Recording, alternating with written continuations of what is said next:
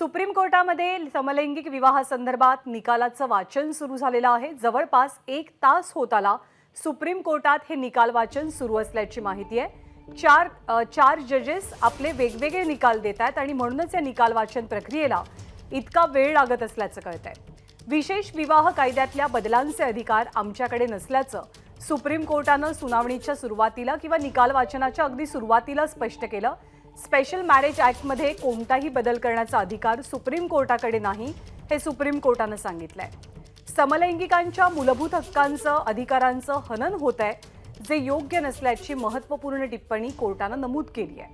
जर समलिंगी संबंधांना मान्यता दिली तर त्याचा पूर्ण आनंद घेण्याची संधी त्या कम्युनिटीला मिळावी, असं सुद्धा सुप्रीम कोर्ट म्हणतंय. लग्न न झालेल्यांना मूल दत्तक घेता यायला हवं, असंही कोर्टानं सांगितलंय. तशी टिप्पणी त्यांनी निकाल वाचनादरम्यान केली आहे. समलैंगिक जोडप्यांबाबत कोणताही भेदभाव होऊ नये, हा महत्त्वाचा मुद्दा सुप्रीम कोर्टानं निकाल वाचनामध्ये अधोरेखित केलाय. केंद्र आणि राज्य सरकारांनी या संदर्भात जागरूकता निर्माण करावी, असंही कोर्ट निकाल वाचनादरम्यान म्हणतंय. पोलिसांनी समलैंगिक जोडप्यांची मदत करावी, हा एक महत्त्वपूर्ण निकालाचा मुद्दा म्हणावा लागेल. आणि प्राथमिक चौकशीनंतरच समलैंगिकांच्या विरोधात जे FIR दाखल होतात ते FIR दाखल करताना ही काळजी घेतली जावी, म्हणजे प्राथमिक चौकशी आधी व्हावी, असं कोर्ट म्हणतंय. आणि या सगळ्या प्रकरणातले याचिकाकर्ते समीर समुद्र थेट अमेरिकेवरनं आपल्यासोबत आहेत आणि समीरचे पार्टनर अमित सुद्धा आपल्यासोबत आहे, अमित गोखले. हाय समीर, हाय अमित. तुम्हा दोघांचा हा सगळा प्रवास ABP माझानं आम्ही सर्वांनी खूप जवळून अनुभवलाय आणि त्यामुळे आज हा निकाल येत असताना तुम्ही दोघं आज ABP माझावरती असणं ही सुद्धा एक विशेष गोष्ट आम्ही मानतो. आत्तापर्यंत कोर्टानं निकाल वाचनात समीर जे मुद्दे मांडलेले आहेत त्या मुद्द्यांबद्दलचा तुमचा पहिला टेक काय आहे? मला पहिल्यांदा खूप छान वाटतंय की त्यांनी खूप डिटेलमध्ये एक्सप्लेनेशन दिलेलं आहे. डिटेलमध्ये त्यांनी अभ्यास केलाय वेगवेगळ्या गोष्टींचा आणि त्यामुळे म्हणजे त्याच्यातून त्यांची निकालाची प्रक्रिया किती सखोल झाली आहे आणि त्यांनी किती अभ्यास केला हे मला छान वाटतंय. अजून निश्चित कळत नाहीये की ते म्हणजे फायनल व्हर्डिक्ट काय ते अजून नक्की कळत नाहीये. पण त्यांनी जे ताशेरे ओढलेले आहेत, केंद्र सरकारने काय करायला पाहिजे, पोलिसांनी काय करायला पाहिजे, याबाबत मला फार छान वाटतंय की फायनली आम्हाला LGBT कम्युनिटीला किंवा आमच्या समुदायातल्या लोकांना जे रोजच्या दैनंदिन आयुष्यात जगण्याचे जे प्रॉब्लेम्स येतात ते प्रॉब्लेम्स येऊ नये म्हणून त्यांनी भरपूर म्हणजे पोलिसांनी काय करायला पाहिजे किंवा रेशन कार्ड, जॉईंट अकाउंट उघडणं किंवा दत्तक घेणं ह्याच्यासाठी काय काय व्हायला पाहिजे हे मला वाटतं की this is step in the right direction. पण कदाचित निर्णय पूर्ण लग्न न म्हणता सिव्हिल युनियन म्हणू आणि त्याच्यात आपल्याला हे की लीगल राईट्स म्हणता येईल हे ग्रांट करू अशा दिशेने चाललाय असं वाटतंय. आणि हेही नसे थोडके खरं सांगायचं तर ज्ञानदा, कारण म्हणजे आम्हाला काहीच अधिकार नव्हते.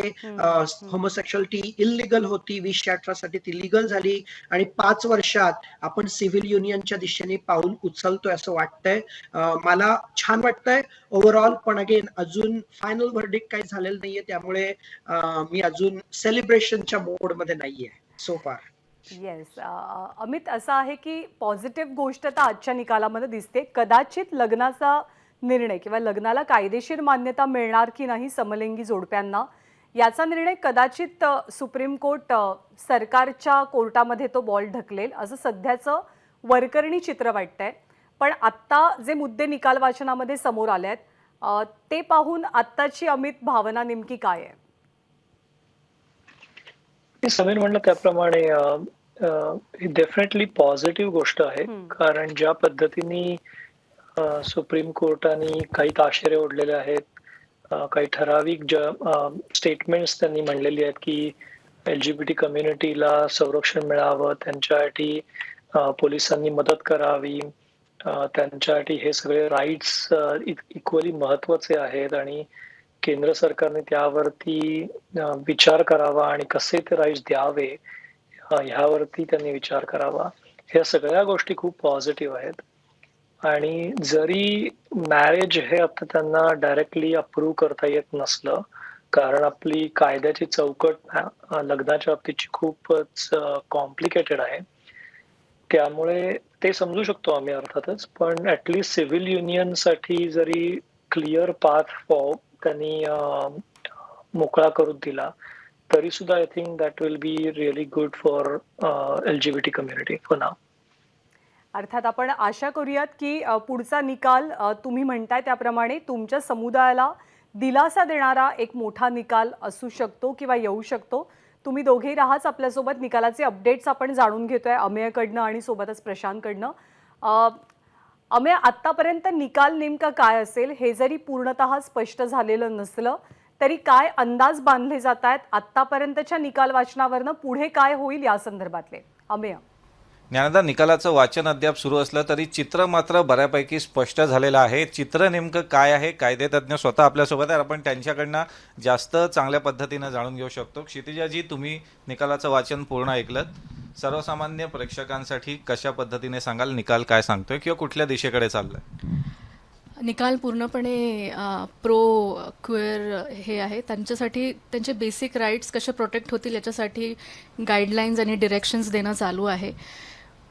सर्वात महत्त्वाचं म्हणजे एक मोठा पॉईंट मी पॉईंट आउट करेल की 498A म्हणजे डावरी, म्हणजे डावरी जेव्हा घेतो तेव्हा जो नवरा बायकोंच्या मध्ये जो कायदा लागतो तो कायदा आता क्युअर्सला लागावा याच्यासाठी ललिता कुमारीचं जजमेंट त्यांनी कोट केलेलं आहे.